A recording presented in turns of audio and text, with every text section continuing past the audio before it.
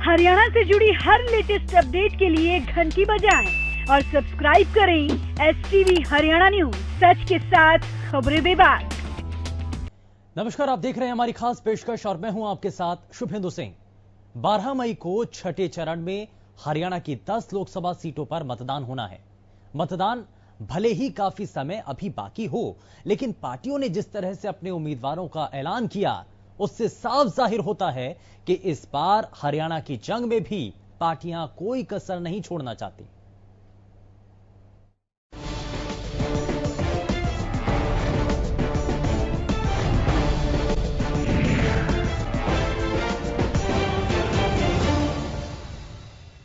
तो चलिए शुरुआत करते हैं प्रदेश की अंबाला, कुरुक्षेत्र और सिरसा सीट से, जहां 2014 में बीजेपी को अंबाला और कुरुक्षेत्र में जीत हासिल हुई थी, लेकिन सिरसा में इनेलो ने बाजी मारी। पर 2019 में इन सीटों पर कौन दिग्गज हैं, जरा सबसे पहले वो देख लेते हैं।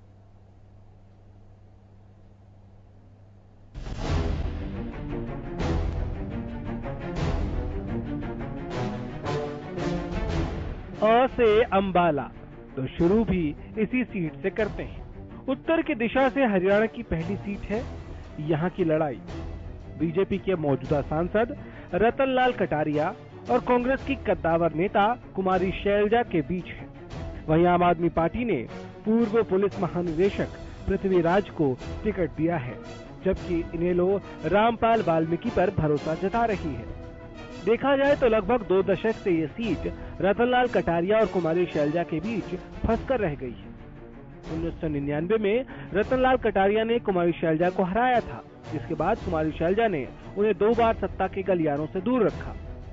हालांकि 2014 में मोदी लहर में रतनलाल कटारिया एक बार फिर बीजेपी के लिए फायदे का सौदा साबित हुए, लेकिन इस बार आम आदमी पार्टी ने पूर्व पुलिस महानिदेशक पृथ्वीराज को टिकट देकर इस सीट की टक्कर को दिलचस्प बना दिया है। सभी लोग मिलजुल कर बड़े अच्छे माहौल में हम चुनाव लड़ेंगे, जो कि कांग्रेस की नीति के अनुरूप है, राहुल गांधी जी के दिखाए हुए रास्ते। मुद्दा सच्चाई का है, विकास का मुद्दा है।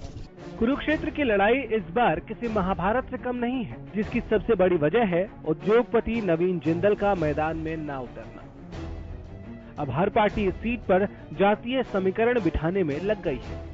मौजूदा सांसद राजकुमार सैनी पहले ही बीजेपी से किनारा कर चुके हैं, जिसके बाद पार्टी ने विधायक नायब सैनी को टिकट दिया, तो कांग्रेस ने निर्मल सिंह को टिकट दिया है। पर सबसे बड़ा दांव तो इनेलो ने खेला है। इनेलो ने इस बार पार्टी के कुलदीपकों में से एक अर्जुन चौटाला को मौका दिया। वैसे अर्जुन के लिए चुनौती बड़ी भी है, क्योंकि खुद उनके पिता अभय चौटाला इस सीट से 2005 में चुनाव हार चुके हैं। कि अपने सभी साथियों को लेकर गांव में कोई भी बातें हो, कोई भी पुरानी आई, कोई भी सामाजिक चीज़ें उनको अलग रखकर सभी गाँव वालों को, सभी को साथ लेकर एक वोट इंडियन नेशनल लोक दल के पक्ष में दिलाएं, क्योंकि ये एक ऐसी पार्टी है जो हमेशा से हरियाणा के हित के लिए लड़ती आई है। सेंटर की जब राजनीति आती है, बहुत बार दूसरे जो स्टेट होते हैं उनको ज़्यादा तवज्जो दिया जाता है, नेशनल पार्टीज़ को ज़्यादा तवज्जो दिया जाता है। उसकी वजह से कम MPs के जो स्टेट होते हैं, हरियाणा जैसे जहाँ पर 10 MP है, तो पीछे रह जाते हैं। कई स्टेट जहाँ 15 MP है, कहीं 25 MP आते हैं, जिन स्टेटों से उनको ज़्यादा तवज्जो दिया जाता है। तो किसी स्टेट की सेंटर की राजनीति में हित रखती है तो वो केवल स्टेट की पार्टी रखती है, इंडियन नेशनल लोक दल जैसी पार्टियाँ रखती है। तो इसीलिए मेरी कुरुक्षेत्र की और सिरसा की और पूरी हरियाणा की जनता से यही अनुरोध है कि एक साथी अपना एक कीमती वोट इंडियन नेशनल लोक दल को दे। सिरसा में इनेलो ने अपने मौजूदा सांसद चरणजीत सिंह रोड़ी को अपनी सीट बचाने का दोबारा मौका दिया। चरणजीत सिंह ने 2014 में कांग्रेस के मौजूदा प्रदेशाध्यक्ष अशोक तंवर को हराया था। इस सीट पर हालांकि सबसे बड़ी जीत का रिकॉर्ड अशोक तंवर के नाम ही रहा है। जब 2009 में इनेलो के डॉक्टर सीताराम को उन्होंने 2,25,921 वोटों से हराया था। हैरानी तो इस बात की कि बीजेपी ने मोदी लहर के बावजूद इस सीट पर 2014 में कोई दांव ही नहीं खेला था। इस बार सुनीता दुग्गल को टिकट देकर पार्टी ने 2 तरफा लड़ाई को 3 तरफा बना दिया। ਅੱਜ ਦਾ जो नॉमिनेशन है परम आदरणीय चौधरी देवीलाल जी की जन्म स्थली तेजा खड़ा फार्म तो चल के चौधरी देवीलाल जी ਨੂੰ ਹੋਲਾ अर्पित करके और एक बहुत ਵੱਡੇ ਜਥੇ ਦੇ ਨਾਲ परम आदरणीय अभय सिंह चौटाला जी की अगवाई जो आज शहर तो सारे शहर च होंदे हुए और सारे ਹਾਈਵੇ ਰੋਡ ਤੋਂ ਹੁੰਦੇ ਹੋਏ ਜੋ ਅੱਜ ਇੰਡੀਅਨ ਨੈਸ਼ਨਲ ਲੋਕਦਲ ਪਾਰਟੀ ਦਾ ਕਾਰਿਆਕਰਤਾ ਹੈ ਜਿਹੜਾ ਅੱਜ ਉਹਨਾਂ ਨੇ ਮੇਰਾ ਸਾਥ ਦਿੱਤਾ। ਸੋ ਮੈਂ ਸਭ ਤੋਂ ਪਹਿਲਾਂ ਤਾਂ ਧੰਨਵਾਦ ਕਰਾਂਗਾ ਇੰਡੀਅਨ ਨੈਸ਼नल लोकदल पार्टी ਦੇ ਸਾਰੇ ही कार्यकर्ता साथियों। इन तीनों ही सीटों पर देखा जाए तो अम्बाला की जंग रतनलाल बनाम कुमारी शैलजा है, पर कुरुक्षेत्र के युद्ध में तो सभी सूरमा दिखाई दे रहे हैं। सिरसा में मामला त्रिकोणीय कहा जा सकता है। हालांकि सुनीता दुग्गल के लिए चुनौती बेहद मुश्किल है, जिससे हरियाणा के इस हिस्से की जंग काफी मजेदार होने वाली है। Bureau report, Haryana news. चलिए अब उत्तरी हरियाणा से जरा नीचे उतरते हुए अब हम बात करेंगे मध्य हरियाणा की। यहां 4 सीटों पर लड़ाई है, जिसमें हिसार, करनाल, सोनीपत और रोहतक शामिल है। ये वो सीटें हैं जिन्हें राजनीतिक गलियारे में हॉट सीट के नाम से जाना जाता है। आखिर क्यों, जरा आप भी देखिए।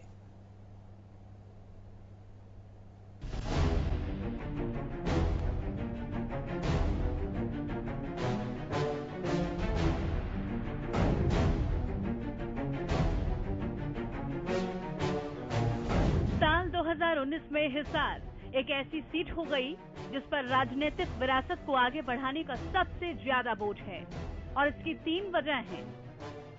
दुष्यंत चौटाला, भव्य बिश्नोई और बृजेंद्र सिंह। ये वो 3 नाम हैं जिन पर अपनी राजनीतिक विरासत को नई ऊंचाइयों तक ले जाने का बोझ है। इनेलो से अलग होकर अपनी पार्टी बनाने वाले दुष्यंत को अपनी सीट तो बचानी ही है, साथ ही अपने जेजेपी के लिए नींव भी मजबूत करनी है। तो वहीं केंद्रीय मंत्री चौधरी बीरेंद्र सिंह के बेटे बृजेंद्र सिंह को अपने पिता की राजनीतिक विरासत को आगे लेकर जाना है, साथ ही अपने पूर्वज सर छोटू राम के नाम को भी आगे बढ़ाना है। तो भजन लाल के पोते और दिग्गज नेता कुलदीप बिश्नोई के बेटे भव्य बिश्नोई को भी राजनीतिक पटल पर अपनी नई इबारत लिखनी है। इनेलो के 2 फाड़ होने के बाद से इन दोनों उम्मीदवारों के लिए रास्ते खुले हैं। देखना होगा कि जनता इन तीनों में से हिसार का भविष्य किसमें देखती है। सर्वप्रथम मैं हमारे शीर्ष नेतृत्व श्री नरेंद्र मोदी जी का, हमारे प्रधानमंत्री आदरणीय श्री अमित शाह जी का, पार्टी अध्यक्ष और श्री मनोहर लाल जी का धन्यवाद करना चाहता हूं, आभार प्रकट करना चाहता हूं कि उन्होंने मुझ में ये विश्वास दिखाया कि मैं पार्टी का उम्मीदवार बन सकूं हिसार लोकसभा क्षेत्र के लिए। अभी नामांकन पत्र भर के आए हैं और जीत की ओर अग्रसर। बड़ी खुशी महसूस हो रही है, बड़ा जोश, बड़ी ऊर्जा मुझ में है कि हिसार के लोगों के लिए मुझे सेवा करने का जो मौका मिला है उसको लेकर बड़ी खुशी महसूस हो रही है। मुकाबला किसी से नहीं है, जैसे पिताजी ने कहा 2 और 3 का मुकाबला है, हम एक तरफा जीतेंगे।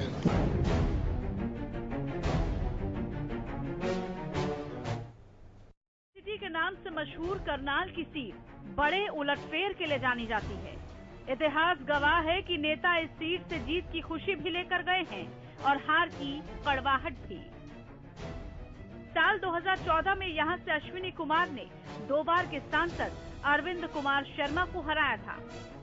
हालांकि बाद में अरविंद शर्मा खुद बीजेपी में शामिल हो गए। वैसे इस बार करनाल में हर पार्टी ने नए चेहरे को मौका दिया है। बीजेपी ने संजय भाटिया को अपना उम्मीदवार बनाया है, तो कांग्रेस ने कुलदीप शर्मा को मौका दिया है। इनेलो ने धर्मवीर पाड़ा, तो जेजेपी और आप गठबंधन ने कृष्ण अग्रवाल के बलबूते ताल ठोकी है। वैसे करनाल सीट पर ब्राह्मण और पंजाबी समुदाय का दबदबा है, जो इस बार किसके नाम पर मुहर लगाता है, देखना होगा। मैं सबसे पहले करनाल लोकसभा क्षेत्र की जनता का, पार्टी के कार्यकर्ताओं का, अपने संगठन का दिल से आभार व्यक्त करता हूं कि मुझ जैसे साधारण कार्यकर्ता को, साधारण परिवार के बच्चे को इतना बड़ा सम्मान दिया और जिस प्रकार से आशीर्वाद और स्नेह समाज से मिल रहा है। 36 बरादरी के सब दलगत राजनीति से ऊपर उठकर पार्टी पॉलिटिक्स भी लोगों ने छोड़ दी। तो इन दलों के जो लोग देशभक्त हैं, जो देश से प्यार करते हैं, वो पुनः एक बार नरेंद्र मोदी जी को इस देश का प्रधानमंत्री बनाना चाहते हैं।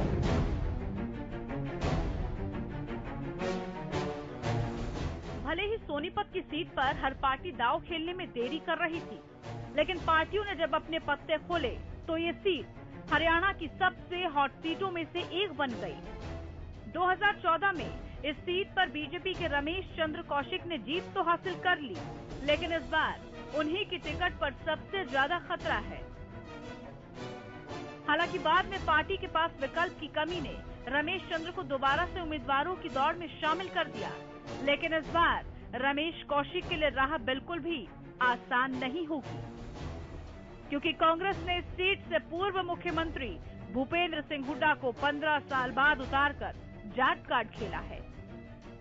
तो इनेलो से अलग होकर अपनी नई पार्टी बनाने वाले दिग्विजय चौटाला अपनी किस्मत इस सीट से आजमा रहे हैं।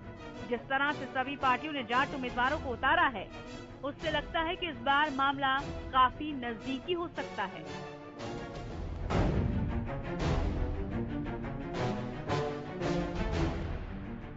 अगर सोनीपत में लड़ाई कांटे की है, तो रोहतक में दीपेंद्र को हराने के लिए पार्टियों को एड़ी चोटी का जोर लगाना पड़ेगा, क्योंकि इस सीट पर हुड्डा परिवार का दबदबा रहा है।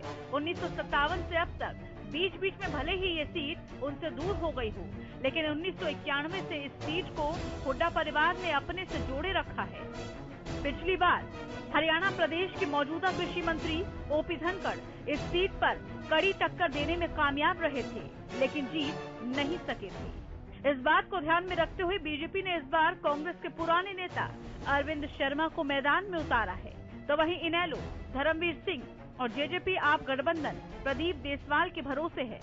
गौर करने वाली बात तो यह है कि अरविंद शर्मा को टिकट देकर बीजेपी ने रोहतक में ब्राह्मण वोट पर सेंध लगा दी है।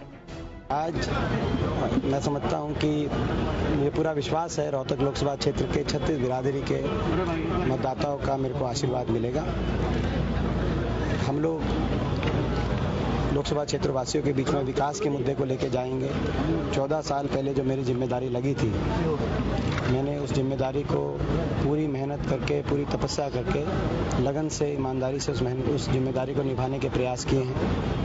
मेरा रोहतक लोकसभा क्षेत्र आगे बढ़े, विकास के मामले में देश में सबसे आगे वाले लोकसभा क्षेत्र हैं उनमें गिनती हो, ये मेरी तपस्या है। मेरा काम भी लोगों के बीच में है, मेरा व्यवहार भी लोगों के बीच में है। ये बातें लेके हम लोगों के बीच में जाएंगे। मध्य हरियाणा में इन चारों सीटों पर मुकाबला बेहद कड़ा है। पहली बार के प्रदर्शन पर नजर डालें तो बीजेपी को करनाल और सोनीपत मिले थे, जबकि हिसार पर इनेलो और रोहतक में कांग्रेस का कब्जा रहा था। हरियाणा में रोहतक इकलौती सीट थी जिस पर कांग्रेस जीत दर्ज कर पाई थी। अब इन 4 सीटों पर किसका उम्मीदवार जनता को भाता है, 23 मई को पता चल जाएगा।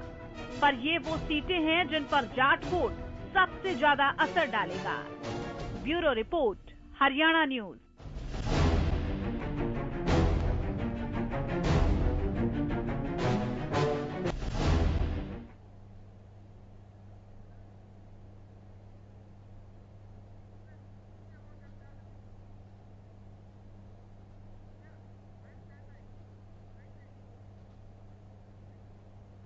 और यहां रुक रहे हैं एक छोटे से ब्रेक के लिए।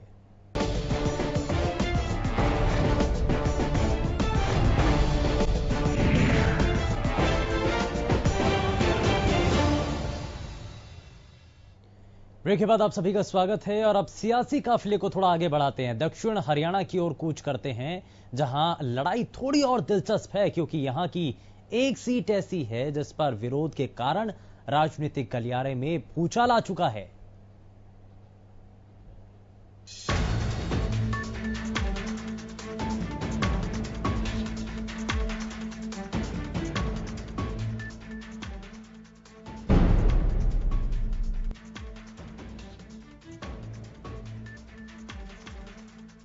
दो नामों की इस सीट पर दो समुदाय उम्मीदवार के भाग्य का भविष्य तय करते हैं। एक है जाट और दूसरा है यादव। पहले ये दोनों सीटें अलग अलग थी, लेकिन 2009 में इन दोनों को मिलाकर एक कर दिया गया। तब श्रुति चौधरी ने अजय चौटाला को हराकर सनसनी मचा दी थी, लेकिन इसके बाद 2014 की मोदी लहर में वो तीसरे पायदान पर फिसल गयी और चौधरी धर्मवीर सिंह ने इनेलो राव बहादुर को हराकर संसद में जगह बना ली। पर 2019 का मुकाबला भिवानी दादरी जिला बनाम महेंद्रगढ़ जिला बन गया है।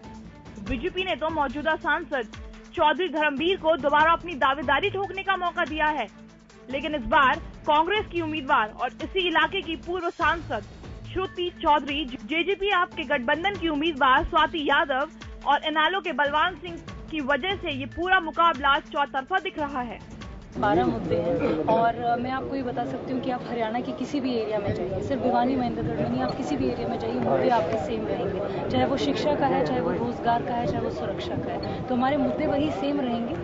हम जो है अपने किसान भाइयों के लिए काम करेंगे, बिकॉज मेजॉरिटी आप भी जानते हैं कि हमारा जो ये क्षेत्र है ये एग्रीरियन क्षेत्र है। यहाँ पे सबसे ज़्यादा जो इम्पोर्टेंट है हमारे किसान भाई हैं। बिल्कुल ताऊ देवीलाल जी के पथ पर चलते हुए हम अपने किसान भाइयों को जो है साथ लेकर चलेंगे, उनको प्राथमिकता।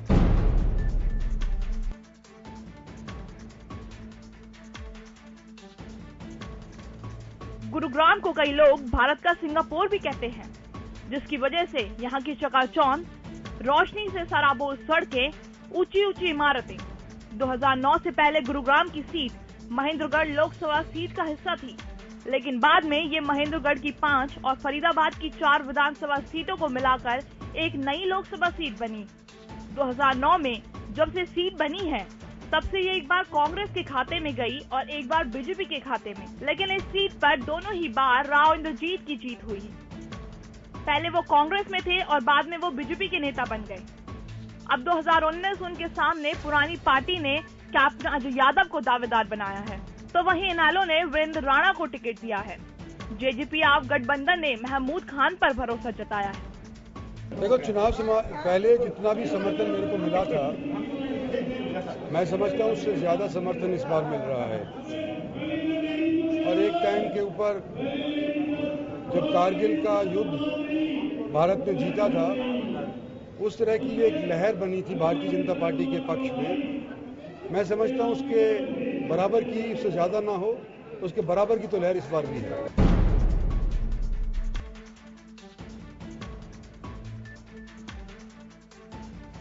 फरीदाबाद ही वो सीट है जिसका जिक्र हमने शुरुआत में किया था।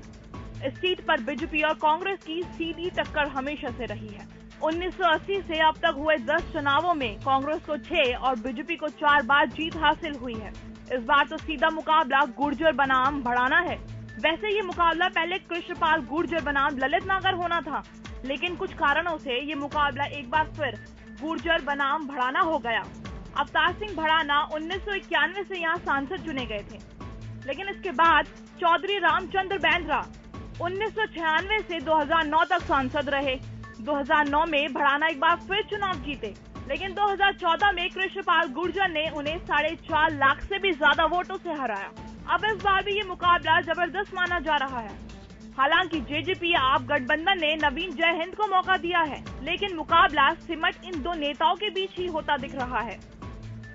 फॉर्मेलिटी होती है, पूरी होती है, हम सब कर रहे थे। आपको लग रहा है अभी मोदी लहर है? मुझे नहीं लगता कहीं मोदी लहर है। मौजूदा सांसद के लिए क्या कहना चाहेंगे किशन पाल गुर्जर? उनके बारे में भी क्या कह सकता हूँ, उसको जनता जानती है, जनता ही जवाब देगी। सोच में किसानों में अंतर क्या होता है? जिसको कहते थे शहरों की पार्टी, जिसको कहते थे गांवों की पार्टी, और गांवों के साथ सबसे सौतेला व्यवहार किया है तो कांग्रेस ने किया है। इसमें कोई दो राहें नहीं है। इन 3 सीटों में से फरीदाबाद की वो सीट है जिस पर सबकी निगाहें होंगी, क्योंकि यहाँ सीधी टक्कर गुर्जर बनाम गुर्जर की है। हालांकि भिवानी महेंद्रगढ़ पर जिस तरह से उम्मीदवारों को उतारा गया है, वहाँ भी मुकाबला कड़ा होना तय है। वैसे भी इन चुनावों में जाट वोट का ध्रुवीकरण प्रदेश में किसी भी पार्टी की किस्मत बदल सकता है। Bureau report, Haryana news.